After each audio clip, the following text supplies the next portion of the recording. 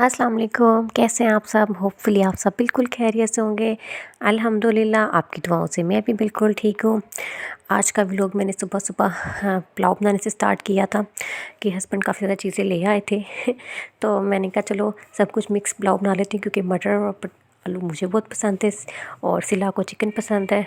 तो इनका झटपट सा मैं पुलाव बना रही थी और ये कोई ज़रा मुश्किल नहीं था, इसलिए इसकी मैंने फुल डिटेल रेसिपी आपके साथ शेयर नहीं की। लेकिन आज क्या बनाया था ये आपके साथ शेयर कर रही हूँ। तो जी यहाँ ये सब कुछ बिल्कुल रेडी हो चुका था। इसमें मैंने पानी डाल दिया था और पानी डाल देने के बाद कलर तो मुझे बहुत पसंद है, इसलिए इसके लिए मैंने कलर भी बीच में ऐड कर दिया था। और जी ये देखें हमारा झटपट बहुत ही मज़ेदार सा पुलाव रेडी हो गया है। मिक्स पुलाव, वेज पुलाव कह लें, चिकन पुलाव कह लें, कुछ भी कह लें, मज़ेदार पुलाव रेडी हो गया है। आज के काम बहुत ज़्यादा थे, इसलिए मैंने कहा ज़रा खाना ज़रा जल्दी बन जाए ताकि बाकी काम मैं आज अपने निपटा लूँ, कि जो बहुत ज़्यादा पेंडिंग हो गए थे। तो इसलिए मैंने आज खाने में बनाया है पुलाव। और जी बाकी के काम की तरफ आते हैं। आज का क्या स्पेशल काम था जी, फंक्शन गुजरा था, अपने बालों पे भी, सिला के बालों पे भी स्ट्रेटनर यूज़ करते रहे, रोलर यूज़ करते रहे, काफ़ी ना ज़्यादा हीट यूज़ की। तो हीट तो बालों के लिए डेफ़िनेटली बहुत ज़्यादा नुकसानदेह होती है। तो उसके लिए क्या स्पेशल ऑयल था कि मैं लगा रही थी कि जो भी रिकवरी हो जाए, कि बाल वापस अपनी नॉर्मल कंडीशन में आ जाए। स्ट्रेटनर के बाद ना बाल बहुत ज़्यादा ना रफ़ रफ़ से हो जाते हैं, जितने भी अच्छी कंडीशन में हो फिर भी रफ़ हो जाते हैं। तो ये मैंने अपने लिए और सिला के लिए बनाते, और ये वैसे मैं अभी भी नहीं, ये मैं वैसे भी यूज़ करती हूँ। और ये बहुत ही फ़ायदेमंद ऑयल है, बहुत ही फ़ायदेमंद ऑयल है। तो जी ये मैं आज बना रही थी ऑयल, कि सबसे पहले स्टार्ट करते हैं कि इसमें मैंने सबसे पहले नारियल का तेल डालना था, और जो उसके अंदर है वो है ऑलिव ऑयल है। तो उसके साथ मैंने बीच बादाम का तेल ऐड किया है, और रोगन तिल का ऐड किया है, और नारियल का। ये चारों तेल ना आप यूज़ कर लेंगे तो आपके बालों में एक जान आ जाएगी। जो भी आपने हीट से आपके बाल डैमेज हुए हैं स्ट्रेटन करके, हमने तो साथ में जेल भी यूज़ की थी, और वो क्या कहते हैं, नाम नहीं याद आ रहा, स्प्रे, हेयर स्प्रे भी किया था। और ये तो बहुत ज़्यादा ना डेंजरस होते हैं, नुकसानदेह होते हैं बालों को। एक सेकंड में ना वक्ती तौर पे तो बहुत अच्छा काम कर देते हैं, लेकिन उसका नुकसान बहुत ज़्यादा होता है। तो ये जो चारों तेल है ना, इनको इक्वल क्वांटिटी में एक बॉक्स में मिक्स कर लें, एक जार में, किसमें भी। तो ये जो नारियल का, प्योर नारियल का तेल था, उसकी पहचान यही है कि वो जम जाता है सर्दियों में। तो इसको मैंने बहुत ज़्यादा मेल्ट करने की कोशिश की थी, चूल्हे के पास रख दिया था, क्योंकि और कोई तरीका भी नहीं था इसको निकालने का। तो जितना ये हुआ है, तो फिर मैंने बाकी के तेल भी उसके हिसाब से ऐड कर लिए थे, कि कोई भी तेल ज़्यादा या कम नहीं करना, बिल्कुल इक्वल क्वांटिटी रखनी है। इस चीज़ का बहुत ज़्यादा ख्याल रखना है।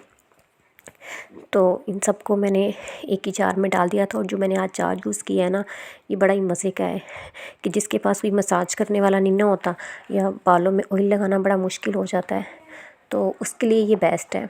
जैसे कि मैं, क्योंकि मेरे पास कोई नहीं होता जो मुझे ऑयल लगाए, क्योंकि मैं तो लगा सकती हूँ लेकिन मुझे कोई नहीं लगा सकता, तो ये मेरे लिए बेस्ट है। ये लगाने से ना हमारी इक्वल वो रूट में ये ऑयल जाता है, तो जहाँ खुद से लगाएं तो वो नहीं जाता, इस तरह से चला जाता है। तो ये बहुत ही मेरे लिए तो फ़ायदेमंद सी चीज़ है। तो जी इन सबको मैंने इक्वल क्वांटिटी में ऐड कर दिया था। इसको अच्छे से मिक्स कर लेंगे, ताकि ना ये अच्छी तरह से ना मिक्स कर हो जाए। और मिक्स करने के बाद ना इसको थोड़ी देर के लिए रेस्ट दे दें, मतलब कि ये ना हो कि आधा तेल ऊपर हो आधा नीचे हो।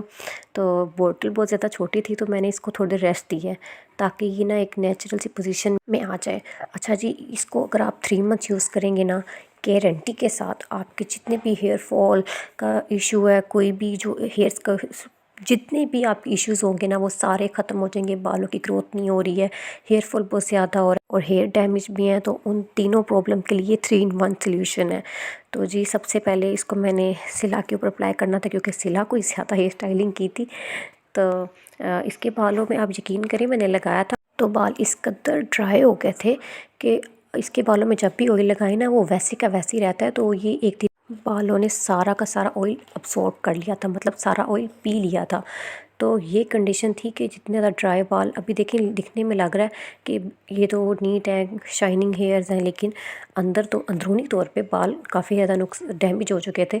तो बाल सारा वो जो भी था ना, ऑयल सारा का सारा फिनिश हो गया था। मतलब मैं रात को ही देख रही थी कि ऑयल इसका काफ़ी कम लग रहा था, और जब ये सुबह उठी है तो बिल्कुल इसके बालों से ऑयल ना बस ना होने के बराबर था, मतलब इस कदर हीट ने नुकसान दिया था बालों को, वो डैमेज हो गए थे, तो वो रफ़ हो गए थे, तो वो सारा का सारा ना ऑयल उन्होंने पी लिया था। तो अगर हम इसे रेगुलर यूज़ करेंगे, तकरीबन अब हमने 3 से 4 दिन हमने स्ट्रेट किया है, कर्ल डाले हैं, जेल वगैरह ये चीज़ें यूज़ की हैं, तो तकरीबन हमें इसको 3 से 4 दफ़ा लगाना है।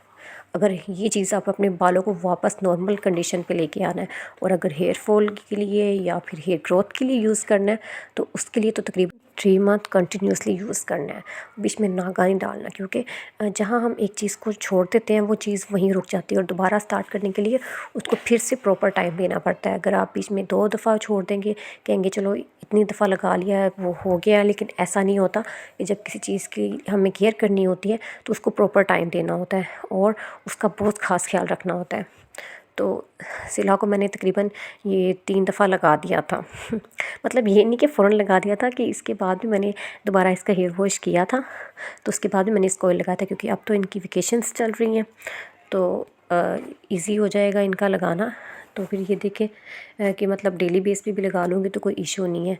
तो जी ये मेरा प्रॉब्लम सॉल्व हो गया था। इसके बाद तो मैं ऑयल लगाया, इसको भी खुद भी लगाया। इसके बाद मैं किचन में आ गई थी, और सबसे पहले मैं मिन्हा की निप्पल बॉयल करती होती हूँ, क्योंकि ये बार बार दिन में यूज़ करती है, तो ये निप्पल छोड़ नहीं रही है, तो इसको अच्छे से ना वॉश करना बहुत ज़्यादा ज़रूरी है। तो मैं डेली इसको बॉयल करती हूँ। और साथ ही साथ में ये धनिया था, ये ना हस्बैंड ले आते हैं, 3 से 4 दिन के बाद सब्ज़ी रिपीट होती है, तो 3 से 4 दिन तक के लिए फ़्रेश रखना होता है, क्योंकि मैं ज़्यादा स्टोर नहीं करती, तो ये स्टोर किया हुआ मुझे अच्छा भी नहीं लगता, क्योंकि हमारे यहाँ तो बिल्कुल पास ही शॉप है, हस्बैंड ले आते हैं, तो मैं 3-4 दिन के लिए बस सेव करना था। तो उसके लिए भी ये बेस्ट तरीका है कि आप इसको अच्छे से साफ़ कर लें, और जो इसकी डंडियाँ हैं उनको काट के आप रख दें, तो ये बहुत ही मतलब फ़्रेश रहेगा और 3 से 4 दिन निकल जाएंगे। तो इसको किसी भी आप शॉपर या सिपर बैग में रख लें। तो साथ ही साथ निप्पल भी बॉयल हो गई थी, इसके बाद मैंने इसमें ही छोड़ दिया था ताकि अच्छी तरह से ये जम्स फ्री हो जाए। तो जी ये मटर मैं अब आहिस्ता आहिस्ता लेके आ गई थी कि मैं इनको निकालूं, और ये फ्रीज़ करने का जो तरीका स्टार्ट कर रही थी, कि महीना हो गया था कि मैंने जो लास्ट टाइम में चीज़ें सेव की और अब दोबारा फ्रीज़ कर रही थी। बहुत ईजी हो जाता है सर्दियों में। तो इनको मैंने जितना डेली बेसिस पे यूज़ होती हैं उतने पीसेस में कट कर लिया था और ज़िपर बैग में शिफ्ट कर दिया था आफ्टर वॉश। तो जी एक पैकेट रेडी हो गया, ये तो ख़त्म हो गया। इसके बाद जी गार्लिक आ गया, तो गार्लिक को भी मैंने सेम ऐसे ही अच्छी तरह से बना लिया था। और इसके बाद इसको भी मैंने वॉश किया, वॉश करने के बाद ड्राई करने के बाद फिर मैंने इसको ज़िपर बैग में शिफ्ट कर दिया है। अच्छे से इसको वॉश करना बहुत ज़्यादा ज़रूरी है, क्योंकि स्मेल सी आ रही होती है। अगर उस स्मेल के साथ हम इसको फ्रीज़ करेंगे तो ना बहुत ज़्यादा वो जल्दी ख़राब हो जाएगा ये, तो इसलिए वॉश करना बहुत ज़्यादा ज़रूरी है।